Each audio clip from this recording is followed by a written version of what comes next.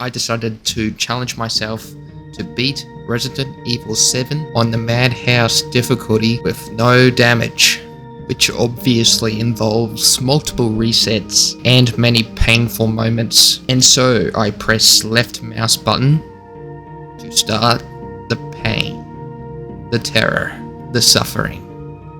We observe a recording of the wife of a certain man called Ethan Winters from the perspective of said wife. She then goes on to send a message stating that we have no charisma and that we should get rid of our ass haircut. Not tolerating to stand up and take that insult, we sit down in our car and drive all the way to Louisiana, Dolby, Louisiana. Upon our entry on foot, I spot a sign saying gift. This implies I will get a free gift basket, potentially in the shape of a box. A large box. I spot the homeowner. I think about asking the location of Mia, but I thought otherwise. I thought that I'd rather look for my gift box. After entering that dank old estate, there's a faint smell of piss and shit all over the walls. I find an old videotape, not of the adult entertainment variety, to discover the secret pathway that I could progress in this house. Discovering that the wife is imprisoned, I quickly run over and grab the cutters to free her from her imprisonment, with her comments still fresh on mind. She leads me on for what seems like hours. I decide to immediately leave her and enter the other room to inspect whatever rubbish that was on the ground. What is that? We're gonna be a family now that you're here. Ooh. There's another door here, I'm sure of it. I'm just gonna stand here. Oh, what's this ruckus out here? Mia? What's all the ruckus? I guess I'll climb up here. I managed to find her again, and to my dismay, and she seems to be overtaken by some local condition called quote-unquote mold. She proceeds to domestically abuse me, but I have no choice but for Franklin to come and defend his home. Activates. Like, you have to wait, like, I don't know.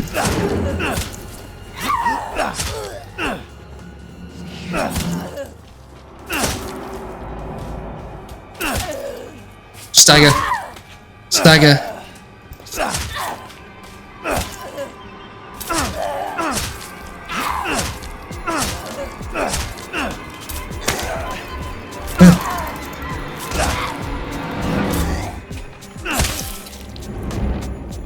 Oh! After successfully coming out of this encounter unscathed, I get a phone call telling me to shrug it off and go to the attic. After completing some maintenance tasks, I get jumped again, and I get stabbed in my hand, pinned to the wall, and Mia starts wandering off. Filled with most distaste for me when I stabbed her in the neck with an axe. In self-defense, mind you, she severs off my hand. After reacquiring my hand, I head upstairs in the hopes of escaping. Mia once again appears out of nowhere with her chainsaw she had acquired just before. But luckily I acquired the hot lead thrower. I know, I'm a genius. And I put her down rather speedily. After successfully having a divorce, I get welcomed into the family by a man called Jack Baker. He then drags me into the main house for dinner. I promptly refused the delicious meal because I have high cholesterol and I must look after my cholesterol levels. Jack and Marguerite, not quite understanding, proceeds to attack me with a weapon. But luckily, as if scripted, a police call had arrived, enabling me to escape from my bounds. I proceed to rummage throughout the house, stealing their possessions, using the age-old excuse of, if they're not using it, I might as well use it. Whilst Jack was in a moment of personal reflection of his actions, I steal his basement key in the hopes of escaping his wrath. After failing numerous times embarrassingly, Jack decided that he felt really bad for me and decided to lay off just a tad so I could escape in time. You know what? Fuck it. Hello there. How you been? All right. Have fun under there, boy. I'm gonna come back for you later. I finally gain access to my gift box and grab all of my gifts to use for my own purposes. Self-defense, of course. I get a phone call telling me that I've been a good boy. I then exit my safe space and interact with the police officer that had earlier arrived. Tells me that people have been going missing in the region. I tell him my name is not Sean. Jack quickly gets rid of the police officer because he does not like any donut munchers. I make a severe blunder by doing a famous Pokemon move called staring in the headlights. Failing that attempt, I receive a phone call once again, this time stating that you must subscribe and like the video and share it. I return to the donut consumer and he berates me over my incompetence and my lack of skill. This time around, I am not so judgmental over Jack Baker's hatred towards donut consumers. Jack then proceeds to bitch slap me once again, sending me back to the save room. Brute forcing this doesn't seem to be working, so I must figure out a strategy. And this famous long used strategy is called running away like a little bitch. Genius, I know. After playing Ring Around the Rosie, I enter the car and then proceed to use it as a self-defense tool, of which is very much not lethal. Jack, having God and the strength of Eddie Hall on his side, was not on my bingo card in this confrontation. Him proceeding to make me look like a buffoon, controlling my vehicle and immediately crashing it. My insurance does not cover beefy southern men from Louisiana ripping open the roof of my car and then immediately crashing it. After having my scalp removed forcibly, I exit my car. Seemingly, the man on fire from Metal Gear Solid 5, the Phantom Pain, arises from my car, and the only way to deal with this situation is to hide in the corner and shoot his kneecaps to avoid any harm.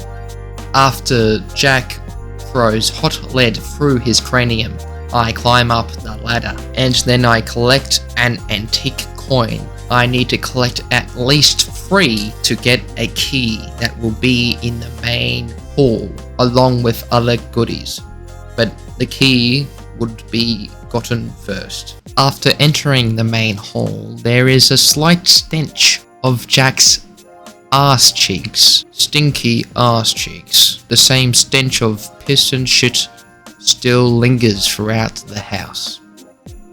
After realizing that the lady on the other side of the line is way too happy that her father has come indisposed, I immediately hang up. The Scorpion key allows me to get a shotgun that has greater range than the shotgun in this room that is sitting on the podium. I want to get this shotgun so I can have at least an easier time at the boss fights. Jack, seemingly senile as ever, hadn't spotted me when I was pretty much directly in front of him. I make a severe blunder called deactivating my brain, and I allow Jack to grab me and damage me, causing me to do his boss fight again. After defeating Jack once again, and immediately grabbing the key and immediately entering the Scorpion key door, I come across another problem. The crawler. Mold crawler, whatever you want to call it. It is highly annoying, causing me to redo the boss fight for Jack once again. After once again obtaining the key, the Scorpion key, I enter the hallway with an air of caution.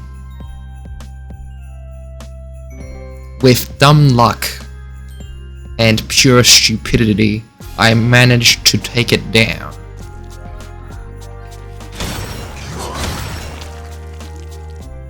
After saving to maintain my sanity, unlike certain people, after saving, I press on and enter Jack's man cave, all the while being chased by a molded. As you can see, it takes 3 headshots to even take down one low-level enemy on the highest difficulty with the strongest pistol. As you can see, this game requires absolute elite gamer levels to be able to succeed in it. I head back to the other side of the house to collect the first of 3 dog head reliefs to open the door into the yard. One is located in a grandfather clock, the other is located in a book, and the last is safeguarded by Jack. I was gonna be a father.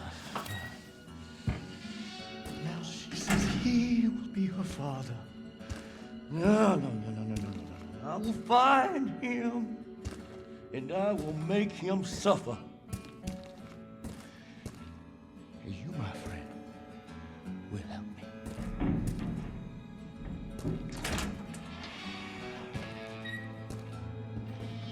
Right. Alright, Jack. After retrieving the book and clock reliefs, I decide to brave the downstairs. After obtaining the dissection key, I perform the greatest trick of all, shutting the door so the monsters can't get in. Highly effective. I come across molded. I dubbed Jeff. Jeff is very resilient to bullets. However, Jeff is not very resistant to the circular saw.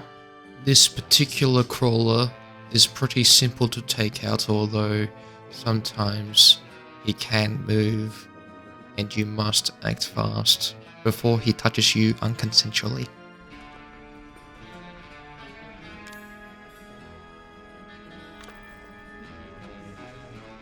Okay, so I'm forced to go back. On the return trip, I run into a complication. If I had just used my brain, I should have used the circular saw to take out one of the molded so I could escape, but I did not do that. This time I had some freed up space so I could pick up the relief.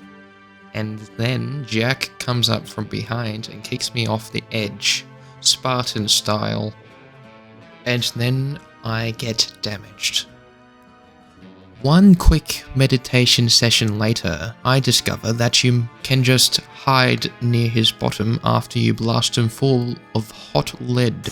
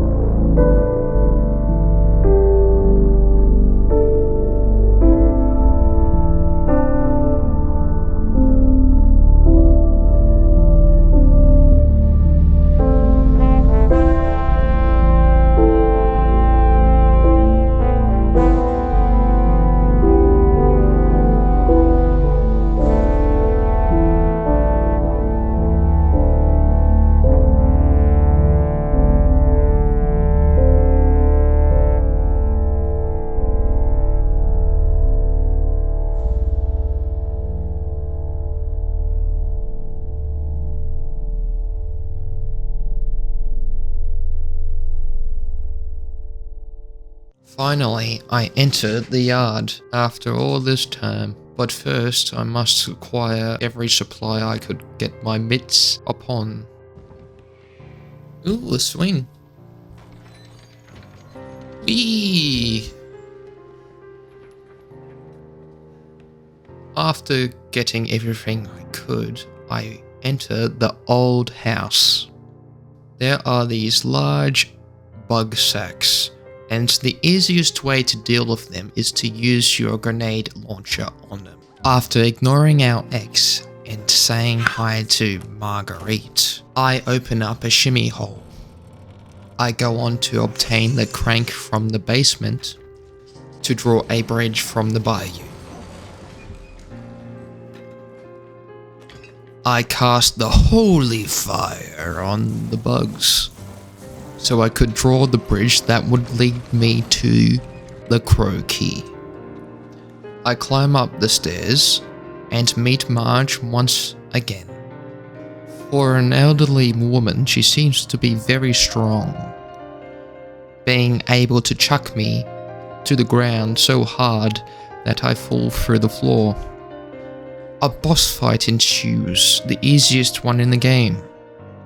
I get bit, and I have to restart all over again. That is it for part 1 of the challenge. This video's taken a long time to make. If you enjoyed, subscribe, leave a like, share. It'll help in the growth of my channel. For sure, for certainty. Be sure to check out my other videos on Resident Evil. But anyway, see you next time.